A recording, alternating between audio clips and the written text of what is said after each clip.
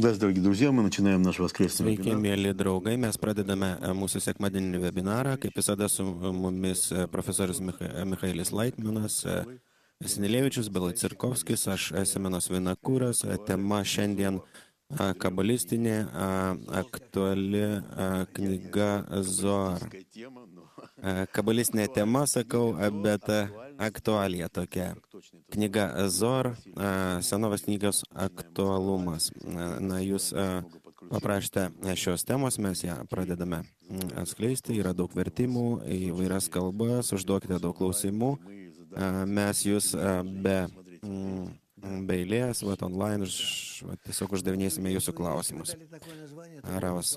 Na, jeigu jūs davėte tokį pavadinimą, tai jūs laisvi tada. Aš pratęsiu, jūs galite eiti. Nes Zohar iš tikrųjų tai yra viskas. Na, maža įžanga. Na, o paskui galėsite uždavinėti bet kokius klausimus. Reikalas yra tame, kad kūrėjas tai yra atidavimo ir meilės savybė. Todėl, kad jisai yra tobulas ir tik tai tokiu būdu, pasireiškia mums, tam, kad pasireikšti savo kūriniams ir padaryti juos panašius į save, jis sukuria juos priešingus savo, kaip yra pasakyta, kad sukūriu blogą pradą, piktai pradą. Bet sukūręs mus egoistiškais, labai egoistiškais ir visą laiką vis labiau ir labiau egoistiškais. Jis duoda mums instrumentą, ištaisimo instrumentą. Problema yra tik tai tame, kad palaipsniui visą tai vyksta. Irgi specialiai pagal gamtos dėsnius gamta vystosi negyva gyvūninio, negyva augmeninio gyvūninio organizmo, paskui žmogus. Žmogus skiriasi nuo gyvūnų ne to, kad dviemis kojomis vaikšto. Ir yra kitų gyvūnų, ir ten strutis vaikšto dviem kojomis, ne tai, kad jisai ten pakeltą galvą vaikšto, ir ne to, kad jis netgi masto. O žmogus skiriasi nuo gyvūnų tuo, kad jisai turi siekį, gyvenimo tikslo siekį. Va tas siekis, tikslus, va tas klausimas dėl gyvenimo prasmės, vardan ko aš gyvenu, va kas yra įrašyta prigimtyje, kaip tikslas mano egzistavimo, kuris mane labai jaudina, išskyrus tos, neskaitant visus tos objektus, negyvasis augmeninis gyvūnis. Štai šitas klausimas, šita problema labai jaudina kai kurios žmonės. Štai tokie žmonės užduodami šitą klausimą, nežinau, kaip jį atsakyti. Pirmas, kas pabandė atsakyti šitą klausimą, tai buvo žmogus, kurio vardas buvo Adomas, prieš 5777 metus, kuris savo mintimis, jausmais, vidiniu savo tokiu siekiu, buvo tokie labai gilus pamąstymai, tokia yra knyga, tokia nedidelė knyga, kurią jisai parašė, jinai iki mūsų laikų atėjo, nors kabalistai sako, kad jisai daug knygų parašė, bet tuo metu, kaipgi ten rašė, tai buvogi tokie maži užrašai, netgi Abraomo knyga, kuri buvo parašyta jau po daug metų. Jeigu Adomas buvo prieš beveik 5000 metų, o Abraomas buvo ten 2,5, ten skirtumas tarp jų ten 1000 metų, bet ką jis ten galėjo parašyti, tai galėjo parašyti maksimum ant 2 puslapių ten. Tai jis aprašė, įsigilino į tą būseną ir tas, jis vadinasi Adam, todėl, kad jisai pirmas tapo būtent dėl savo atskleidimo, tai, kad jisai teisingai pradėjo naudotis gamtos jėgomis, jisai tapo Adam. Адам tai reiškia panašus į kūrėją, atitinkantis kūrėją.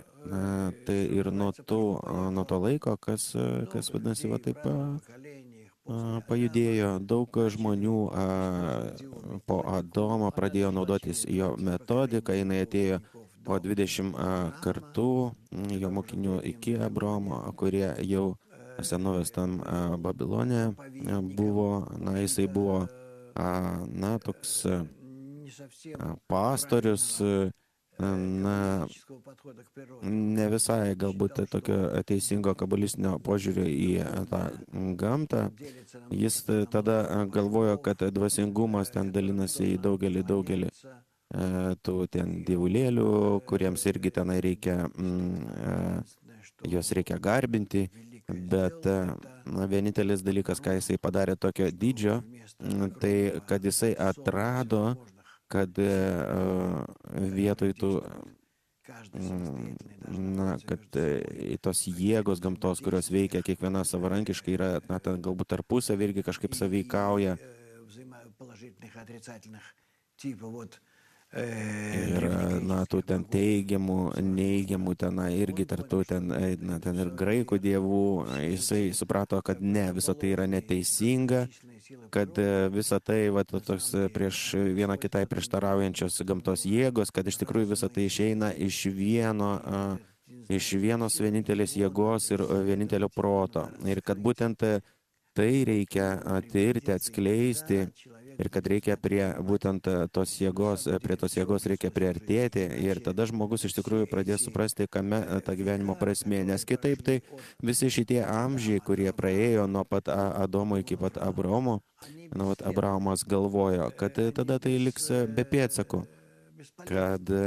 kad bus be naudos. Todėl, kad iš principo mes tyrime įvairiausias jėgas, tos jėgos teisingos, jos egzistuoja, bet jos tarsi neturi bendros bazės, bendro šaltinio. Mums reikia būtinai jį atskleisti, ir tai padarė Abraomas. Abraomas atskleidė vieningą gamtos jėgą, kuri yra virš tų kitų gamtos, kurios garbino tenai visi žmonės, ir jisai pats dar garbino tas jėgas, iki kol jisai atskleidė tą vienintelę jėgą.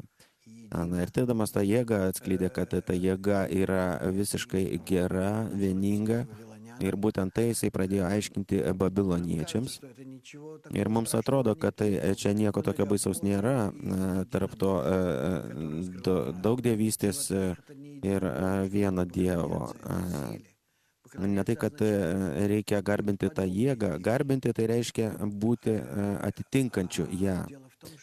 Reikalas tame, kad žmogus, kada jisai siekia būti atitinkančiu tą jėgą, tą vienintelę jėgą, kad tame yra jo paskirtis. Tuo pačiu jisai keičia save, keičia savo elgesį, keičia savo požiūrį į gyvenimą. Jis tuo pačiu skiria savo tą požiūrį, keičia viską, ten visuomenė, šeima, viskas. Jis jau sukuria pagal vieną vienintelį šabloną, pagal vieną vienintelį pavyzdį, kurį gauna iš aukščiau. Ir tas vienintelis pavyzdys, jį reikia gauti iš tikrųjų iš aukščiau, atskleidus, papasakojus, išsiaiškinus, ištyrus tą vieningą jėgą. Tai, ką Abraomas iš principo ir padarė, ir tai, ką jisai bandė paaiškinti savo mokiniams. Jis ėjo ir tie mokiniai ėjo jo pėdomis, suorganizavo tą grupę žmonių, kuri vadinasi Izraelis. Izrael tai reiškia tiesiai į kūrėją. Nukreipti tiesiai į kūrėją. Tai yra grupė, kuri nukreipta į kūrėjo atskleidimą, į tos vienintelės jėgos atskleidimą. Toliau senovės Babilone egzistavo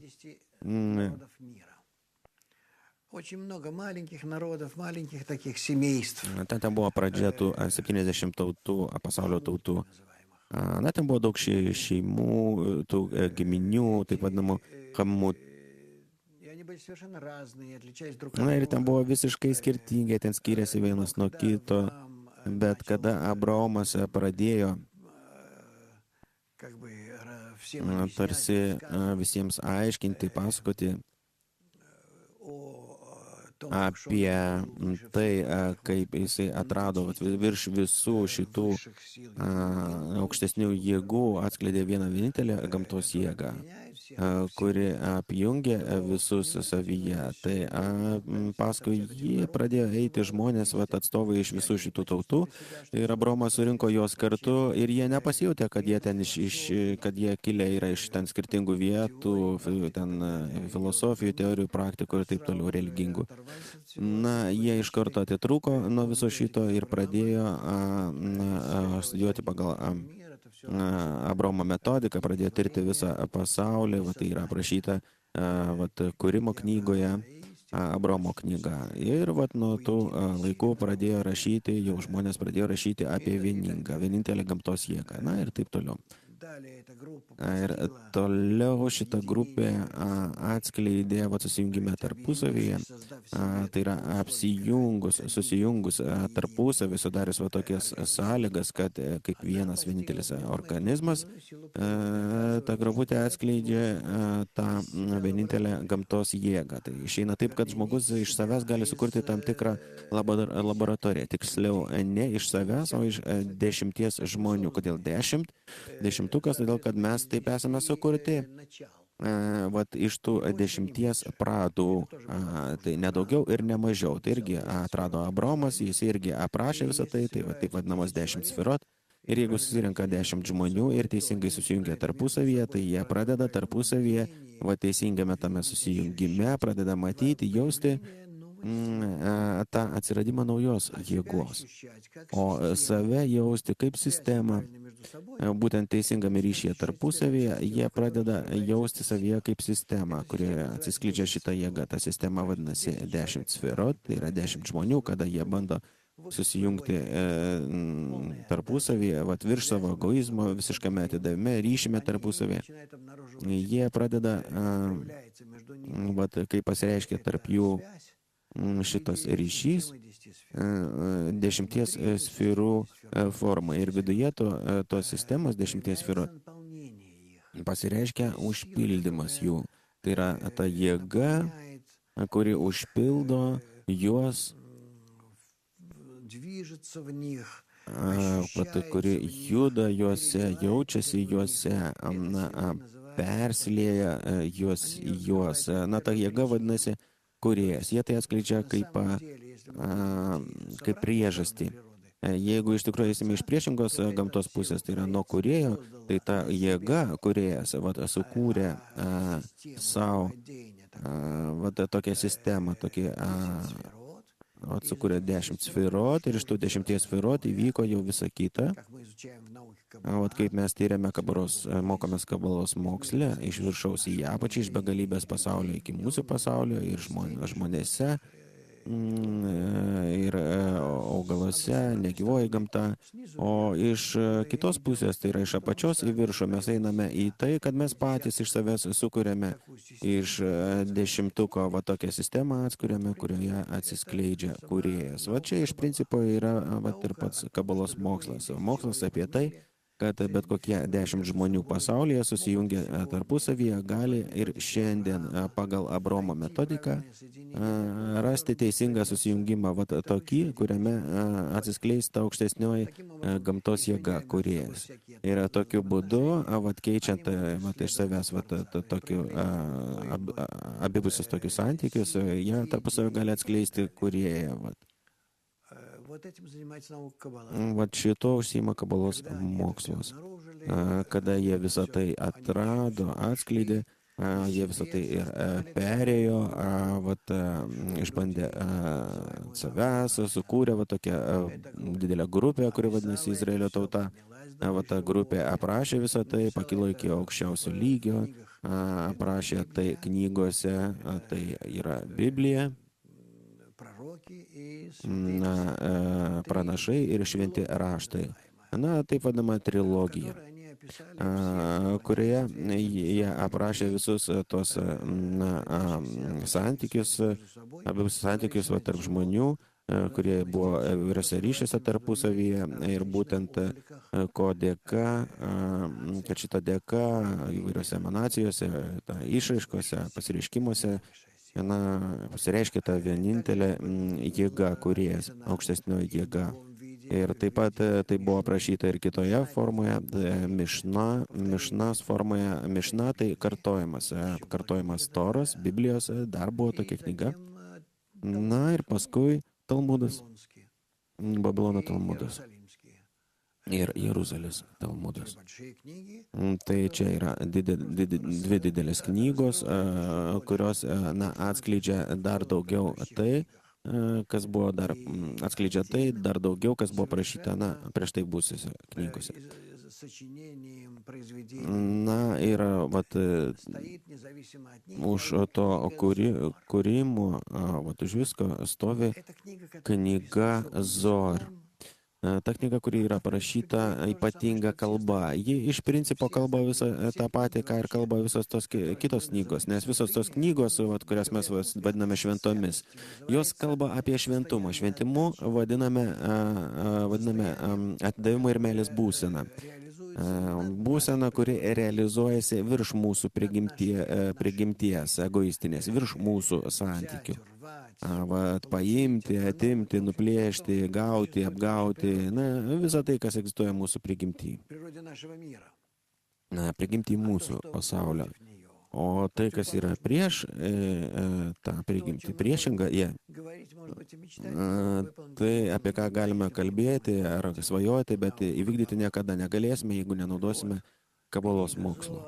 Tai ta knyga Zohar, jinai mums pasakoja tą patį, ką ir visos tos prieš tai būsios knygos, bet jinai pasakoja tai ypatingame rakte.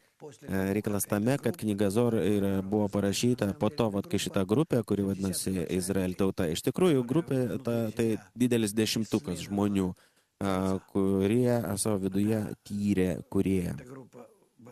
Ta grupė, jinai buvo gerame ryšyje tarpusavyje ir todėl kilo, o paskui pradėjo griūti. Ir sugriuvo visiškai ir dingo kūrėjo pojūtis.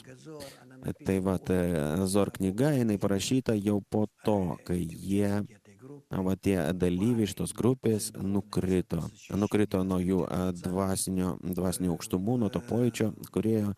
Iš to pojūčio kūrėjo įkrito praktiškai į nulį ir išnyko tas kūrėjo pojūtis, bet paliko maža grupė, vienas dešimtukas iš visos tautos, kurioje buvo šimtai tokių dešimtukų. Ir tas dešimtukas, vadovaujamas Rabi Šimono, taip vadinosi, toks jau buvo vardas, Šimonas.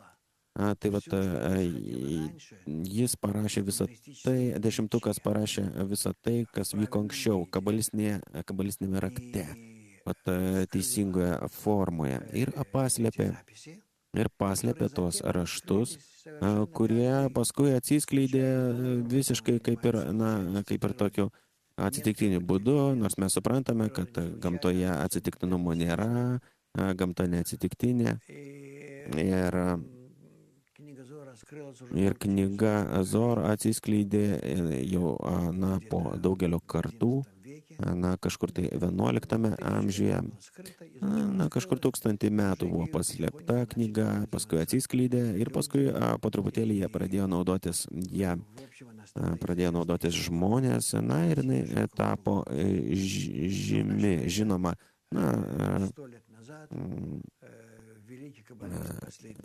ir prieš keletą šimtų metų atgal, tai yra prieš 100 metų atgal, Balės Sulamas, mūsų didis mokytojas, jis parašė komentarą knygai Zohar, kad mes galėtume teisingai ją suprasti ir neklysti. Ir mes todėl naudojame jo komentarą.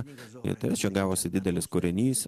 Jeigu Zohar knyga, tai stora tokia knyga, tai su komentaru Balės Sulamo, tai jau kažkur 10 tomų. Tai mes to naudojamės tam, kad mes teisingai naudotumės ir eitume į priekį. Mes turime kasdienės vakarinės pamokas knygos Zohar, gali prisijungti visi geidžiantys ir verčiamas tos pamokos į daugelį kalbų. Ką aš dar galiu pasakyti, ką čia galima papildyti. Mes bandome, kaip tik tai įmanoma, bandome reklamuoti šitą knygą, platinti. Mes padarėme labai rimtą darbą su ta knyga, jinai yra išversta. Pirmiausia, jinai išleista ivrito kalba, teisingame tokiame vertime ir adaptacija šiuolaikiniam skaitytojai ivrito kalba. Knyga iš tikrųjų parašyta aramito kalba, tai yra gimininga kalba ivrito kalbai. Ir išskyrus tai, išvertėm į rusų, į anglų kalbas, ir dar keletą kalbų jinai dar yra verčiama. Simonas, tai gaunasi, kad ta knyga, ji buvo paleista kaip ir mūsų metu, jinai išnyko, atsirasdavo, tai kaip pavandeninis laikas, išplaukdavo ir vėl panirdavo. O dabar atsiskleidė mūsų metu. Alina iš Charkovo klausė, keletą yra klausimų, jinai klausė, kodėl knygos, kurių neįmanoma suprasti išorinių protų, kam reikia komentaro ir adaptacijos. Raus, labai teisingai. Tai pirmiausia, bet kokios kabalistinės knygos, jos visos nesuprantamos. Ir visiškai absoliučiai negali būti iššifruotos jokių būdų, nei žmogumi. Ir todėl visi šitie mokslininkai, kurie vadinami kabalistai, mokslininkai, kurie ten sėdi universitetuose ir ten bando ten kažką tai ten iššifruoti, ištraukti, išknisti kažką. Tarkim, šifruoti. Nors įprasto ten šifravimo visiškai nėra. Žinoma, paprastai jie nieko apie tai nesupranta. Ir visi tie jų tyrimai, ten penkiaknygės, ten suveda į visus ten teologinius visokius tyrimus, bet nedaugiau. Tirti knygą Zohar galima tik tai savyje. O kaip? Labai paprastai, kaip prašė šitie kabalistai, tie 10 žmonių. 10-ukas, Rabi Šimono. Taip ir mes turime sukurti 10-uką, tarpusavyje. Jeigu mes būsime tame 10-uke, mokinsimės, tirsime knygą Zohar, tai mes pradėsime jausti palaipsniui tai, ką jautė jie. Ir atskleisime, tau ir visas kodas. Čia tai yra praktiškai tame, kad mes atskleidžiam tą knygą Zohar teisingame altruistinėme ryšyje tarpusavyje ir pati knyga atsiskleidžia. Ir taip bet kokia knyga, taip vadinama šventa, todėl, kad visos jos yra parašytos, atspindyje, atidame meilė. Ir todėl tik tai tokioje formoje tos knygos gali būti suprastos. Tai yra 10-uke, kuris randasi tarpusavio tokioje teisingoje būsenoje, taip galima suprasti, taip ir Torą, ir pranašus, ir šventus raštus, ir Mišna, ir Talmudas, ir taip toliau. Leonidas iš Kijevos klausimo, kokie reikalingi jutiminiai organai tam, kad pajausti tą vieningą gamtos jėgą, tai kas yra parašyta knygoje Zohar. Jutiminiai organai kokie? Profesorius, visa tai pas mus atsiras. Kai mes užmėgsime teisingus ryšius tarpusavėje, tai pas mus ir atsiras tie jutiminiai organai. Tai mes galėsime būtent teisingame ryšyje tarpusavėje, mes galėsime pradėti jausti šitą bendrą kūrėjo jėgą. Todėl, kad jinai pasireiškia taip, kai mes, paprastai egoistai, bandome užmėgsti ryšius tarpusavio altruistinius, tai yra pakilti virš savęs ir užmėgsti ryšius per aukščiau, virš mūsų egoisto. Kai pačioje gaunasi tas egoistinis tinklas ryšių, o virš šito paraleliai, toks pat tinklas altruistinių ryšių. Ir kai šitie du tinklai tarpusavėje teisingai susibalansuoja, tarp jų atsiranda ne kontaktas, bet aš pasakyčiau ypatinga tokia erdvė, kuri vibruoja, rezonuoja. Ir iš ten jau sklinda kaip ir kūrėjo balsas. Simonas, gražu. O tai kyla į viršų, ar tai nusileidžia į ją pačią, kai yra tie du aukštai, viename aukšte randasi tas dvasinė erdvė. jie yra paraleliai vienas kitam ir vienas kito atžvilgiu pakyla ir nusileidžia. Viršutinis, kaip taisyklė, bet ir apatinis irgi iš dalies. Na, ir nusileidžia pakyla. Va tame, va šitie pakilimai ir nusileidimai dvasinėje būsime dešimtuko, ne vieno žmogaus, vienas laukinė karys. Na, čia yra ta sistema ryšių tarp 10 žmonių, kurie tik tai tokia formoje gali tapti tuo detektorium, kurie. Sivenas, jūs iš 10-ko jau jūs ne, mes atėjom prie tokios būsenos. Sivenas, tai vienas atskleisti negali. Ravas, niekaip. Egzistuoja tokių keletą pavyzdžių gamtoj, kada žmogui atsiranda tokia galimybė, bet ji visiškai įpareigoja tai priveda tai prie 10-ko, vis tiek prives ir tai vis tiek realizuosis taip. Ar Zor skaitymas gali vesti mane ypatingą tą būseną, į kažkokį tai pojūtį, nežinau, stebuklingą kažkokį. Jūs suprantate, kad visi pradeda tirti kabalą, mokintis kabalą ir teisingai daro, nekreipia dėmesio į jokius patarimus ir siūlymus. Tai yra, kiekvienas pradeda pats, vienas kažkaip tai, o paskui žmogui atsiranda tokia galimybė. Jis pradeda girdėti, tarkim, kaip jūs šiandien girdite, apie tai, kad tik tai 10-ke galima, teisingai jį sureguliavus, galima pradėti gauti, rezonuoti, galima į kūrėją teisingai ir tokiu būdu galima pradėti jį jausti. Jūs pradėsite tai suprasti, jausti ir jūs staiga atves prie tokios galimybės susijungti su panašiais į save ir pradėti atskleisti kūrėją. Bet pradėti galima bet kokioje būsenoje, kaip įmanoma. Bet svarbiausia, kad kuo daugiau skaitykite, kuo daugiau sugerkite, praleiskite per save teisingą dvasinę informaciją. Tik tai teisinga. Ta informacija turi būti iš teisingo šaltinio. Tai yra Balė Sulamas, tai yra Rabašas. Ir visa tai gali būti mūsų Bnei Baruch pateikta. Ir tai iš tikrųjų vienintelis šaltinis, kuris yra prieinamas pradedantiesiems, ypatingai pradedantiesiems. Pradedantysis, tai turime omenyje pirmiems 10 metų. Balė Sulamas kaip tik parašė tokį straipsnį, kuris kalba apie 3 apribojimus prieš Zor knygą, mokantis iš Zor knygos. Galite pasakyti, kad mes nesuklystume. Kokie tie 3 apribojimai yra? Jūs suprantate, aš galvoju, kad, aiškintis tai labai sudėtinga, todėl kad tie apribojimai ne patiems pradedantiesiems. Patiems pradedantiesiems, apribojimai labai paprasti. Nelakstykit po daugelį tų šaltinių, paimkit vieną. Paimite šitą Balė Sulamo kabalistinę tą sistemą ir eikite tiksliai pagal tą sistemą. Nenusukinėkite niekur, nebandykite ten kažkur eiti kitur, į kažkokius kitus šaltinius, todėl kad jūs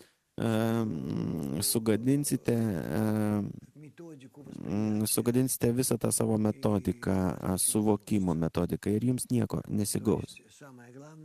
Tai yra pats pagrindinis dalykas yra naudotis tik tai vienu šaltiniu.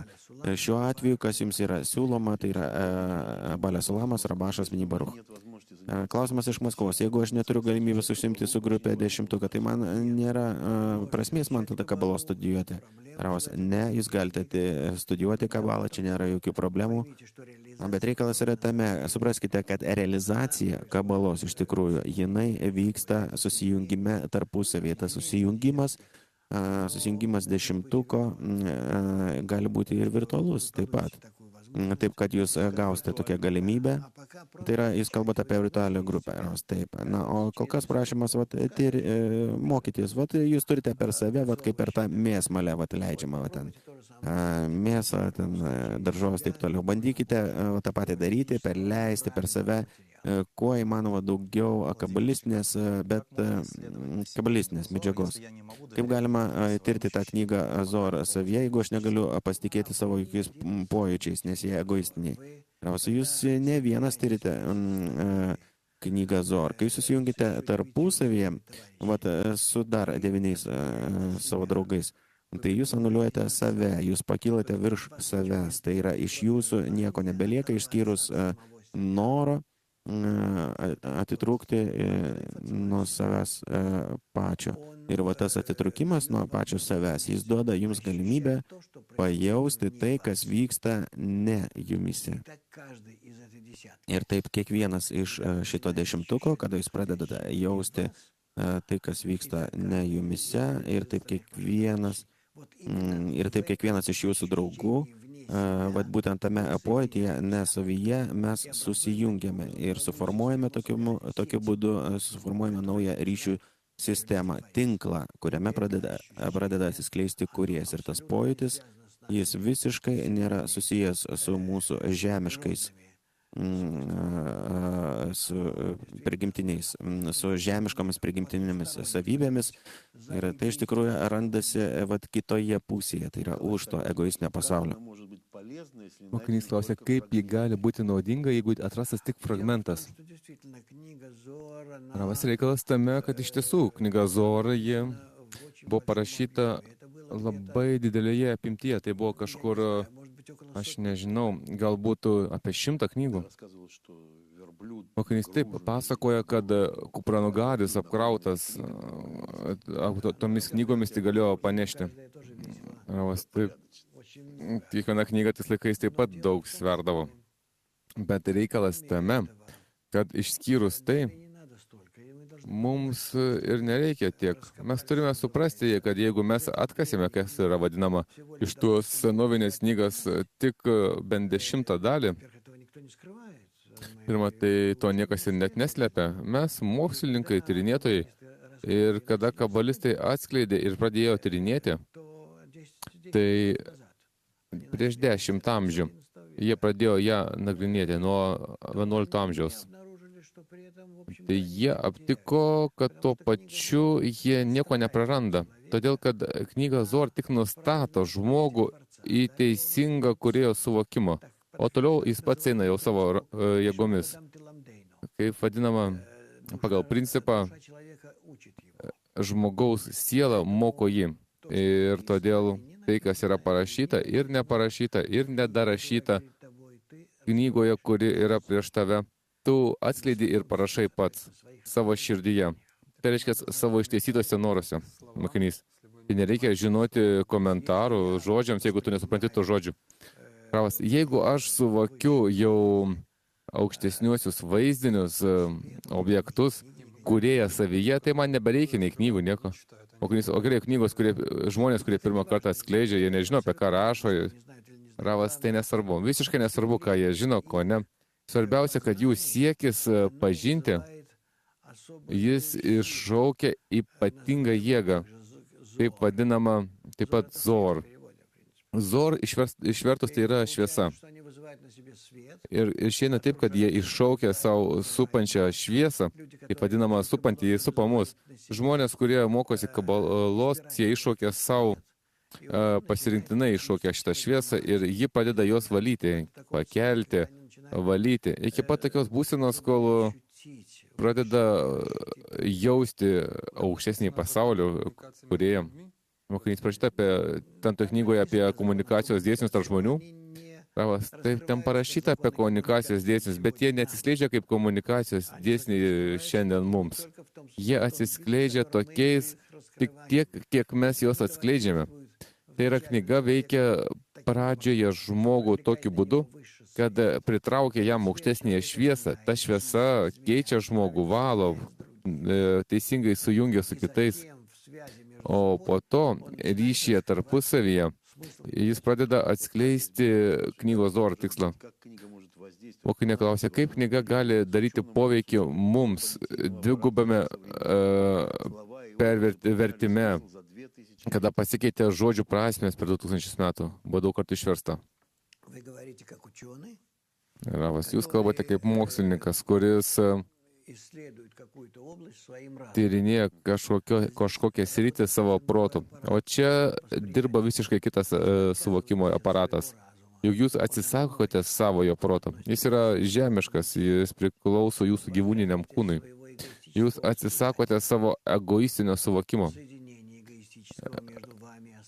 Nuo egoistinio susijungimo tarp jūsų ir likusiųjų, statote tarp jūsų ir kitų 10 narių altruistinius santykius ir būtent tose altruistiniuose santykiuose tarpusavyje jūs pradedate jausti jėgą, kuri juose pasireiškia kaip detektorija, kaip radijo imtuve.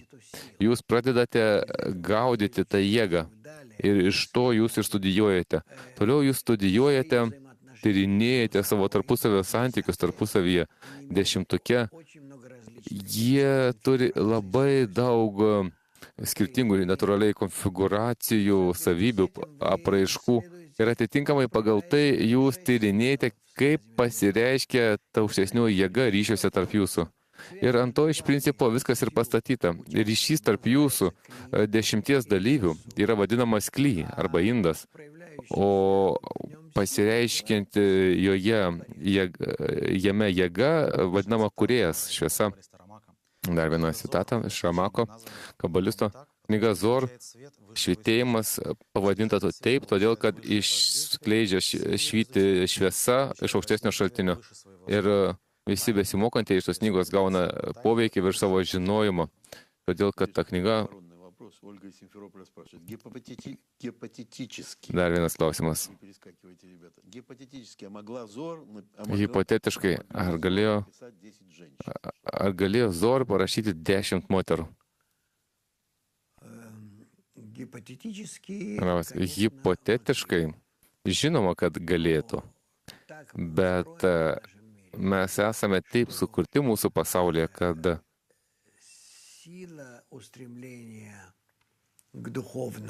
siekio dvasingumui, siekio dvasinio susijungimo tarp žmonių jėga yra tikrais vyruose, palaikymo jėga. Ir jų sujungimo yra moterų rankose. Todėl mūsų pasaulis yra padalintas jau iš pat pradžių į in, jan, į visokius tokius priešingas tarpusavėje savybės, vyriškas ir moteriškas, į davimo savybę, į gavimo savybę. Kabaloje tai labai rimtai yra nagrinėjama, todėl kad tai yra pagrindinis bendravimas tarpusavėje. Principai, kaip du vyrai jungiasi vienas su kitu, vienas kito atžvilgiu kažkom yra vyras, o vienas kito atžvilgiu kažkom yra moteris. Yra turima omenyje natūraliai ir ne psichologija, ne fiziologija ir ne kokie nors su mūsų pasauliu susiję judėjimai, o būtent dvasinės savybės. Kada mes atskleidžiame dvasinės savybės savyje, mes atskleidžiame jas sudarytas iš vyriškų ir moteriškosios dalies, iš pagrindų vyriškų ir moteriškų. Kabaloje mokosi daug vyrų ir praktiškai 2 kartus daugiau moterų. Reiškia, kodėl aš tai sakau? Todėl, kad mūsų pasaulyje, kol mes neišeiname į aukštesnio pasaulio lygmenį, tai natūraliai vyrai eina labiau pirmin. Jie vadovauja, jie yra skaitomi svarbiausi, vyriausi kabalistinėse grupėse. Bet kada moteris grupuojasi aplink vyrus ir padeda suvokti per vyrus dvasinės savybės, vyrai tarsi daro proveržį tame, kaip iš visur mūsų pasaulyje, visur vis dėlto priekyje eina ir griovėjais, ir statybininkais, ir atradėjais vyrai, o moteris jau eina paskui juos. Tai kada po vyriško proveržio ateina moteriški, kaip sakant, batalionai, tai tada ten vyksta dvasinių savybių gimimas, čia vyksta naujų sielų ugdymas ir taip toliau. Todėl, kad ten ateina moteriškos dalies jėga, savybės ir jos yra labai tiesiog papildančios. tiem einantiems priekyje ir veikiantiems dvasinės laiptelėse. Mokinys, reikalavimai pagrindai ateina iš moterų. Ravas, reikalavimai ateina iš moterų. Toroje yra pasakyta, kad reikia klausytis moters, žmonos, yra daug kalbama. Tora, jie iš vis yra labai įdomiai parašyta, nežiūrinti tai, kad daugiausia rašo apie vyrus, bet visada viduje ten yra kokia nors moteris, kuri vadovauja arba kaip nors slaptai kaip žmona šeimoje. Iš tiesų, vyras yra skaitomas šeimos galva, o iš tiesų, kur aš be pabuvojau pasaulyje, ko be klausiau, netgi pas indienus Pietų Amerikoje. Ko tik nori, netgi pas papasus, aš net nekalbu apie europiečio tautas, afrikietiškas ir taip toliau. Tai atrodo, iš tiesų, moteris ji yra pasaulio, yra pagyvenimo pagrindas. Taip pat ir kabaloje, bet proveržis jis vyksta vyriškąją jėgą, už kurios stovi, palaiko, stumia ir netgi nurodo moterišką jėgą. Saša klausia, kad nereikia materializuoti dvasinių dalykų. Matyt, reikia atrasti, nereikėtų parašyti tokios knygos su pavyzdžiais, kurie būtų vietoj dvasinių terminų, techniniai terminai, kad niekas nesipainėtų. Ravas, iki to momento, kol jūs nejaučiate aukštesniojo pasaulio, jūs be abejo visą laiką susipainiosite ir nežinosite, apie ką kalbama. Todėl, kad jūs nežinote to pasaulio, nes jis yra visai kitoje egoizmo pusėje, kitoje pusėje ir jūs negalite turėti jokio teisingo įsivaizdavimo, kaip jums bebandytų paaiškinti, bet dvasinių objektų esmės ir jų tarpusavio sąveikos. Gerai, o jūs sakote apie knygas Mišna, Talmudas ir kitos, kurios ten buvo vienu metu beveik parašytos. Ir tenais yra parašyta, ir pačioje Toroje parašytas įstatymų rinkinys, ten mustar, kaip jis vadinamas, etika. Ravas, ne tik etika, iš vis žmogaus elgesio savybės su savimi, su supančia gamta, su supančiais žmonėmis, gamta, su lauku, su ekologija, su viskom. Visa tai yra parašyta Mišnoje ir netgi ir po to Talmude. Mokinys, tai va, klausimas, ar kabala juk irgi kalba apie tokius vidinius santykius ar žmonių, tai kame yra skirtumas? Ravas, ne, palauk minutėlę, skirtumas tose knygose yra parašyta perkeltinė kalba, kas kokiu būdu turi tarpusavėje sąveikoti dvasinėme lygmenyje. Ten nėra nei vienu žodžiu neužsiminta apie tai, kaip mes turime sąveikauti mūsų pasaulyje. Tai, ką tu darai savojų egoizmu ir su savo rankų ir kojų pagalba, tai neturi jokio ryšio su aukštesniuoju pasauliu ir tu jokių būdų jo neveikia. Tai yra visiška apgaulė. Vienintelis dalykas, ką tu gali padaryti, tai jeigu tu pradėsi taisyti save iš egoizmo į altruizmą, iš neapykantos į meilę artimui, ir tokiu būdu tu pradėsi pasiekinėti, kame iš tikrųjų slypi tikroji tekstų prasmė, Mišnos ir Talmudo. Mokinys, tai reiškia, gaunasi, kad 1000 metų bėgė žmonės, kurie ten laikėsi visų tų įsakų, jiem niekas nepadėjo. Ravas, žmonės, kurie laikėsi viso to, tai jiems tai niekaip nepadėjo, tik padarė juos didesniais egoistais. Mes tai matome iš šiandienos mūsų visuomenės, kada žmonės, kurie daug mokosi, apgailestaujant, tai labai įtakoja teisingam jų visuomeniniam šeiminiam elgesiui, tuo labiau santykė tarp savęs ir kūrėjo. Mokinys, o ką kabala sako apie tos santykius? Knyga Zohar, jūs patys sakėte, tai ten parašyta tarpusavio santykiai tarp žmonių. Kokiame lygmenyje? Ravas, dėl to reikia susijungti, kaip Rabi Šimono 10-tukas. Ir stengtis tarpusavę susijungti pagal tos pačius principus. Ir tada tu jausi daugmaž apie ką jie kalba. Todėl, kad tai, ką jie aprašė savojoje knygoje Zohar, tai yra tai, ką jie atskleidžia ryšiuose tarpusavėje 10-tuke. Bet ten parašyta, kad aš turiu gerbti tėvą ir motiną. Tai atrodo vis kiekvienam žmogui tai yra suprantama, tai parašyta Toroje. Taip, apie tai yra pasakojama. O ką reiškia? Ir čia kalba neina apie tėvą ir motiną. Nors tu turi vis tiek daryti tai mūsų pasaulio rėmuose vis tiek, bet kalba čia eina visiškai apie kitas tarpusavio sąveikas su aukštesniaisiais parcufais, aukštesniaisiais laipteliais, kurie vadinasi tėvas ir motina. Tavo sielos atžvilgiu.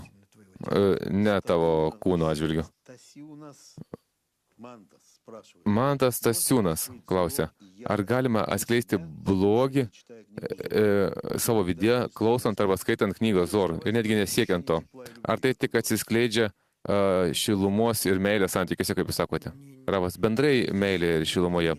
Kabalistinės knygas niekada nenutaiko į neigiamas savybės. Vienintelis dalykas, kas yra neigiamas jausmas, jeigu taip galima pasakyti, kuris atsiranda, kada tas knygas skaito, įsigilina juos, tai yra nusivylimo jausmas savaja prigimtimi, netitikimo savo prigimties aukštesnėje gamta, aukštesniųjų. Tai yra kartėlis kažkoks, mokinys, tai yra savo gamtos prigimties blogio atsiskleidimas, taip? Taip, bet jokių būdų neapykanta dvasinė. Klausimas, ar galima Zor naudoti praktiniuose tiksluose mūsų pasaulyje? Pavyzdžiui, galvojama, kad Pinchas skyriaus skaitimas turi gydydamas šias galias. O, brangioji, jūs jau pačiupate, kaip čia pasakyčiau, kaip virusą iš kai kurių kabalistų, taip vadinamųjų kabutėse. Nekokie skyriai iš Zor, jokios jos dalis, to pačiu didžioji dalis knygoje Zor Pinchas negali nepadaryti jums nieko gero. Visiškai. Taigi, galite skaityti kiek tik norite ir tai bus tikrinai jūsų psichologija. Kai jūs pradėsite jausti, kad, man tai padėjo arba kažkaip kitaip, niekaip. Reikia tai naudoti savo, tam, kad keistis į meilę, į teisingą ryšį su kitais, į altruistinį ryšį, o ne į egoistinį. Ir tik per jūsų altruistinį ryšį su kitais jūs sugebėsite toje apimtyje, kiek jūs galvokysite apie kitų naudą, taip pat paveikti ir į priešingą pusę savo. Bet tuo pačiu ne tam, kad daryti poveikį savo. Tora tai yra, čia įskaitant ir Torą, ir Kabalą, tai yra visiškai altruistinė valdymo sistema.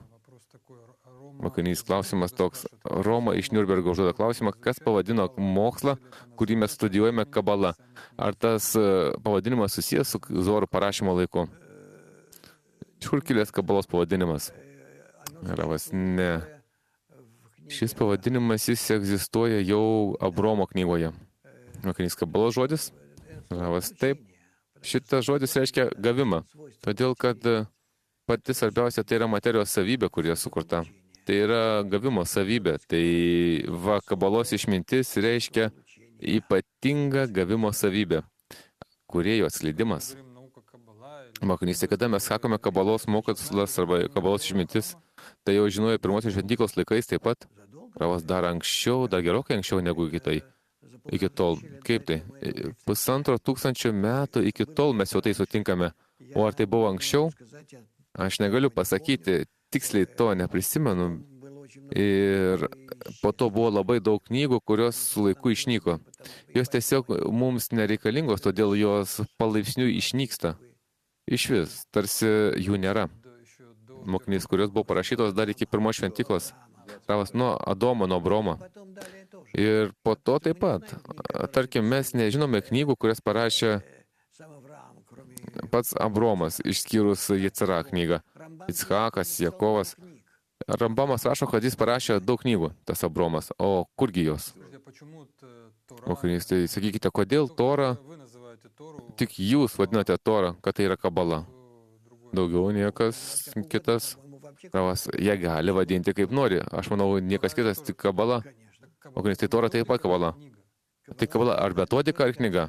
Ravas, Kabala tai yra kūrėjos leidimo metodika. Mokinys, tai ne knyga, tai metodika. Ravas, tai metodika, ne knyga. Mokinys, tada gerai. O kas tada Tora? Pasakykime tašką čia.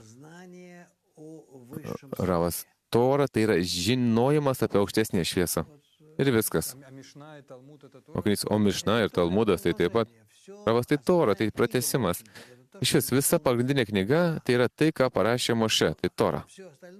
O viskas, kas liko, galime pasakyti, kad yra papildiniai prie jos komentarai ir taip pat. Ir Zohar taip pat parašyta knyga, Zohar parašyta taip pat kaip komentarai Torai. Ir visą tai vadinasi Tora. Žinoma, tai yra aukštesniosios šviesos atskleidimo instrukcija. Tora tai nuo žodžio or, šviesa. Mokinys, kadangi mes palėtėme Abromą, o laiko mažai, klausimas iš Bakų. Su kokiais egoistiniais norais mes susitiksime Abromo laipteliais? Jis klausė taip. Ravas, su labai dideliais, kuri vadinasi Nimrodas. Šitie norai, jie rimti. Jie tokie, bijokite jų. Reikia su jais teisingai elgtis, bendrauti. Jis buvo labai didelis ir labai blogas valdovas, įkūnijantis labai didelės, piktas gamtos jėgas, Nimrodas, karalius. O Abromas buvo prieš jį, sekanti priešingą jam savybę. Mokinys parašyta komentarė, kad su Nimrodu galėjo susitvarkyti tik Isavas. Jis naikino. Tai didesnis blogis negu jis. Taip. Klausimas iš Kazakstano. Ar yra gėris ir blogis nesusijęs su mūsų suvokimu? Ravas, ne. Iš vis nėra gėrio ir blogio. Tai tik žmogaus atžvilgiu, kol jis jų neištaisys. Į teisingą kūrėjo suvokimą. Mokinys, tai čia tik suvokimo reikalas. Ravas ir tiek. Ir iš vis, visas pasaulis, grina forma, iš vis nieko nėra. Pasaulis visiškai subjektyvus. Mokinys, tai čia jums gali būti geras, o mums gali būti blogas? Ravas, taip ir yra. Kodėl mes tarpusavėje niekada nesutinkame? Mokinys, o taip, kažkada ateiti iki tokio. Ravas, pakilti virš savęs. O ten jau tu turi vieningą matavimų sistemą, 10. Mokinys, tai ten vienas suvokimas pas visus. Ravas, vienas suvokimas, skirtingose lygmenyse, bet jis vieno tipo. Mokinys, tai į gėrį, kada mes pakilsime virš savo egoizmo ir jūs ir aš, tai sakysime vienodai. Sakysime taip visiškai vienodai ant visko, tik pasireikštai skirtingose laipteliuose. Mokinys klausė, vis dėlto pasakykite, ką dvasingume reiškia gerbti tėvą ir motiną. Ravas, gerbti tėvą ir motiną, tai reiškia prikibti prie aukštesniojo laiptelio su jo vyriškąja ir moteriškąja dalimi, tėvui ir motina, ir gerbti, tai yra suvokti visą jų poveikį tau tokiu būdu, kad būti panašiu į juos. Irina iš Taškento klausė, Ravas. O toliau, jeigu jis atskleis 10 sferų mokymosi knygoje, tai jis ten pamatys detalesnius paaiškinimus, kokiu būdu ten šviesa, ekranas, cimcumas, įvairiausios kitos savybės. Tai yra fizinės savybės, kaip ten žmonės dirbo su šviesa, tarkim, ten Einšteinas dirbo su šviesa, tai jis tai pamatys, kaip reikia dirbti su ta aukštesnėje šviesa, kurią spinduliuoja aukštesnysis laiptelis, tėvas ir motina, ir suvokti ją ir būti jam panašiu į juos. Irina klausė, jūs kalbate, kad mūsų dvasinio augimo rezultate mes ateiname prie neapykantos būsenos draugų atžvilgių 10. Klausimas ilgas, toliau įrašo, negaliu įsivaizduoti, kaip kažkokiu momentu galėčiau pradėti nekęsti savo mokytojo. Oi, nesijaudinkite, jausite. Aš jaučiau, todėl, kad ir kūrėjai taip pat. Kabala apie tai kalba labai ramiai, todėl, kad tai yra žmogaus psichologija, niekur net dingsi. Iš kur tai atsiranda? Tai iš to, kad vis dėlto mūsų egoizmas, kol mes jo visiškai pilnai neištaisome, jame pasireiškia priešingos kūrėjų savybės. Ir čia atsiranda neapykanta viskam ir noras tiesiog visus sunaikinti, tame tarp ir kūrėjam. Nebekalbant jau apie tėvą, motiną, draugus ir taip toliau. Mokinys klausė, skaitant knygą Zor, viskas kažkaip ir aišku, praėjus 4-5 valandom negaliu suprasti, prisiminti nei pusės, ką perskaičiau. Ravas iš vis, manau, kenksminga skaityti. Reikia skaityti truputį Zor, truputį kitų mūsų šaltinių. Mokinys, ne, jis sako, kad 4-5 valandos po to ir aš nebegaliu nieko prisiminti. Oi, tai bus visada. Visada, todėl, kad jūs nuo to, kad jūs skaitote, jūs tampate kitų žmogumi, jūs augote ir jūsų naujose savybėse, jau tai, ką jūs kažkada perskaitėte, jau to nebėra, jau tai pasislėpia, nuėjo ją pačią. Pas jūs atsiranda naujos savybės, vėl reikia skaityti. Mokinys, netgi tą patį tekstą galima skaityti ir vėl. Ravas, taip, žinoma, suvoksite kitaip. Nikolajus klausė, o kaip patikrinti, kad Zor skaitimas atstato mano dvasinį ryšį su aukštesnio valdymo jėga?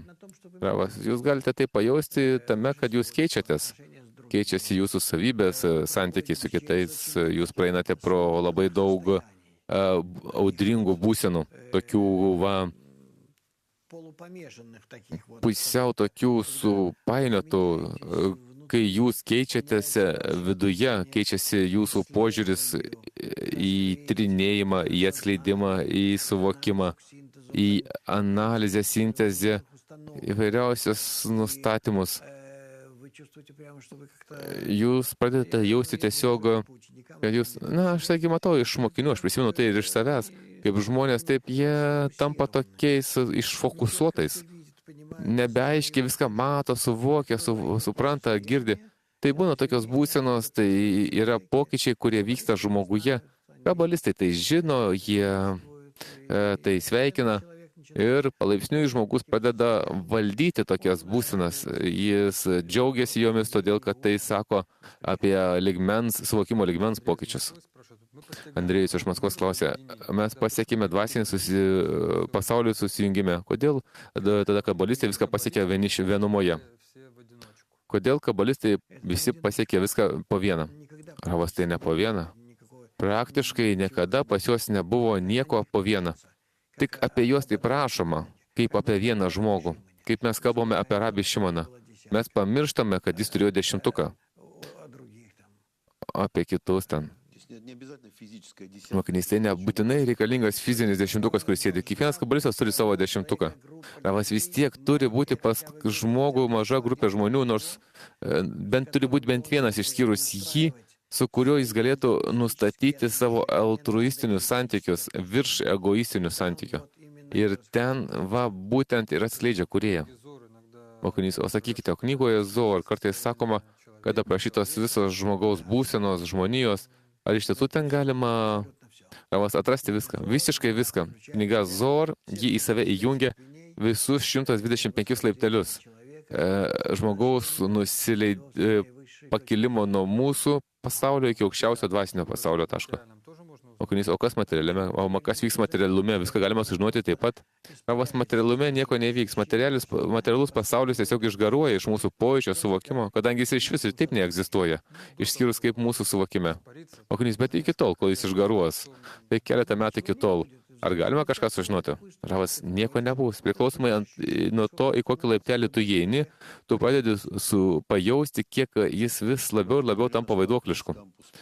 Jelena iš Peterburgo klausė, už kiekvienos Zohar raidės yra mikropasaulis. Kaip virš jų pamatyti virš jų makro pasaulį bendro kūrėjo sumanimą?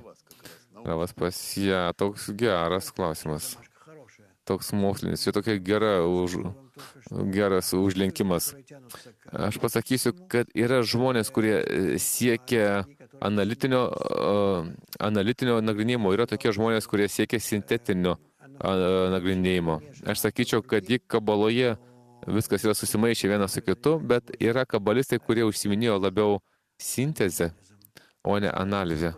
Atitinkamai pagal savo sielos savybės. Tęskite mokytis, jūs pamatysite, prie ko tai jūs atves. Todėl, kad žmogus vystosi atitinkamai pagal savo sielos savybės. Ir jūs pamatysite, kokia ji, ta jūsų siela, buvo iš pat pradžio, kam ji buvo paskirta. Valerijus iš Jekaterburgo klausė, kaip kabalistai nusistato, kuris iš jų labiausiai pažengęs. Ravas, jie tai nustato pagal knygas. Ir nustato tai pagal tai, kaip jau būdami aukštesnėjame pasaulyje gali būti susijungę tarpusavyje į tokias tam tikras didelės grupės. Tai panašiai kaip ir mūsų pasaulyje, tarkime, mokyklos, universitetai, įvairiausi mokslininkų grupės. Galima taip pasakyti. Man sunku duoti pavyzdžius iš tos srities, kurioje nėra pojūčių pas mokinius. Kol kas o taip įsivaizduokite. Trumpas skelbimas prieš tai, kol mes užbaigsime. Būtent po 2 savaičių, 16-18 gegužės dienomis Kazachstane, įvyks didžiulis kongresas, visi kaip vienas, laukiame tenais viso didžiulio regiono, ten trečdalis pasaulio rutulio, visas Kazachstanas, Sibiras, Ten labai patogu nuvažiuoti iš Maskvos. Atvažiuokite. Didžiulis rusakalbis kongresas nuo 16 iki 18. Jūsų palinkėjimas savaitė. Savas mano palinkėjimai. Reikia susitikinėti. Atvažiuokite į svečius pas mus. Darysime kongresus pas jūs. Iki susitikimo. Iki susitikimo. Mūsų trečiadienis, sekmadienis. Pas mus prieš akis labai geri momentai. Ne tik išaukštėjimo, atskleidimo momentai, įėjimo į aukštesnį pasaulį momentai. Pasaulį, kuriame nėra nei mirties, nei kritimų, nieko. Tik vienas vientisas aukštesnysis pasiekimas. Sėkmės visiems mums. Iki.